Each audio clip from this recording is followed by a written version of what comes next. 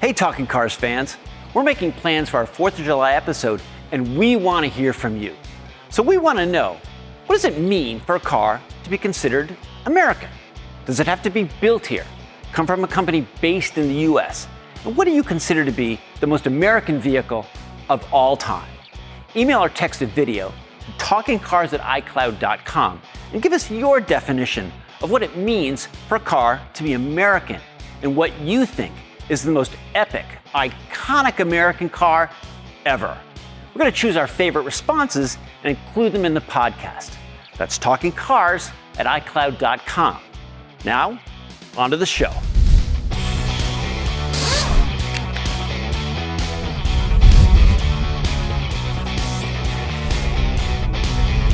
Hi, everyone, and welcome back. I'm John Lincove. I'm Ryan Pidlakowski. And I'm Mike Monticello. So we're going to jump into our car of the week, which is one you may think you've seen around, but you probably haven't, but it looks so similar to the regular version, you might have seen it. If that's not clear enough, it's the Genesis G80 EV, a fully electric Genesis G80 sedan. It looks so much like the regular Genesis that when we rented one from Genesis, I asked, why are we renting a regular Genesis? We just tested it. It looks identical. It looks identical. It looks identical. Mike, you have specs on it because as an electric vehicle, it has totally different powertrain. Yeah, well, first of all, I'm going to have to correct you on something. You're already wrong. We had a meeting with the Genesis folks, and they said the correct name is the Genesis Electrified G80. And we were like, you're not really going to call it that, right? You're going to call it the G80 EV. And they're like, no, its official name is the Electrified G80. Not to be confused with the electric slide G80. Yes, exactly. Okay, good. So Waka, waka, waka. It's a strange name, but you're absolutely correct. And it doesn't say that, on the back of the car. It does not say Electrified G80. It doesn't say anything about EV on it, does it? No. Nowhere. And so the specs on it are 365 horsepower and 516 pound-feet of torque. And if you compare that to the G80 with the 3.5-liter turbo V6, that one has 375 horsepower, but only 391 pound-feet of torque. So again, the electric motors really help this thing out. Yeah, and that's why it has this awesome acceleration. I mean, not that the turbo V6 doesn't have awesome acceleration, but this one has the usual electric vehicle, super smooth off the line and immediate, because it can give you all of that 516 pound-feet of torque right now, whereas an internal combustion engine can't do that. It has to ramp up to its power. So so that's really cool. The car is not out for sale yet. It's coming. It's it's going to be a 2023 model. Correct. Right now, some of the language out there on it is that it has a one-time charging mileage of 427 kilometers, which works out to about 265 miles. So not a massive distance, but not sure that a car like this needs 300, 400, or 500 miles. I mean, this is the kind of car that has a button on the front passenger seat so that you could push it forward so it could be a limo, a smaller limo than the bigger G90. Right. Which is more of like a round town car, to the airport type of car. So do you think it needs 300, 400 miles? Ryan thinks every EV. Yeah, I think they all need to have 700 worried. miles of range. It needs 1,000 pounds-feet of torque, in crab mode, right? Yeah.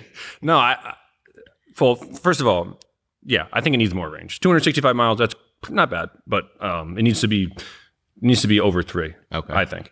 Let me ask Monty.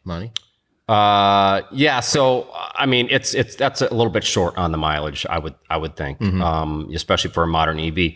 I also want to say that you might think that they just slapped some electric motors in there and a battery, but they told us that this generation of the G80 was designed from the outset that it would be able to be an EV. So, and I think that's one of the reasons why it works so well.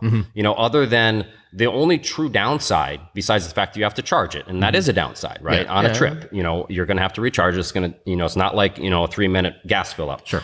The only other real downside that we saw was that it has quite a bit less trunk space. There's kind of a big hump back there, related to the battery and other, electrical components like that. But beyond that, it looks just like the regular G80, drives almost the same as the G80. The only exterior difference is obviously you've got this charge port hidden in the front grille, so you're not even going to see that. It's hard to if you do Kinda not need to know where it is. Where it is. It was Took me a it was. minute. I took it home one night and no one was around to tell me where it was, and I had to YouTube it. Yeah. I mean, It has a unique rear bumper because there's no need for exhaust tips, Right, right? bottom, right. Obviously, it doesn't have a panoramic sunroof. You can't get it, and then it has unique wheels to the EV. Yeah, well, the front grille, aside from the charge port in the grill is, it looks like,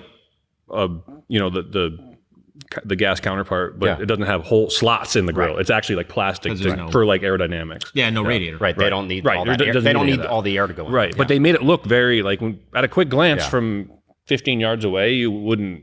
I didn't know. Like when it first came, I said, "Why do we have another?" And we had a bunch of G80s at one point. We had like, the G80 yeah. and G90, and then they yeah, dropped like what do one. we need Yeah. this thing again for? And it turned out to be electric. And then I think even in the scrum one morning, we were like, "Is that a hybrid? Is that EV? What is that Right. thing?" Like, I so think that's one of the cool but things that's about it, though. exactly Yeah. why I love it. It looks like a regular car, and that to It's me, not screaming EV. yeah, right? If I were to own an EV, I would want it to look like a normal car. I love a big luxury sedan. I like the looks of that, right? And the G80 is a fantastic sedan on its own, the way it was. And now this is just an electric version. Yeah, it needs more range, and infotainment still got that a little bit of a iffy system in there. Yeah, with the screen that pops up. Yeah, it and gets a little swipes. Yeah, Yes. it's not the easiest, but aside from that, it drives fantastic. It looks great, but it needs more. I think it needs more range because it's a decent sized car. You could live with it every day, do a bunch of stuff with it, take it on trips. It's a comfortable car, but where are you going with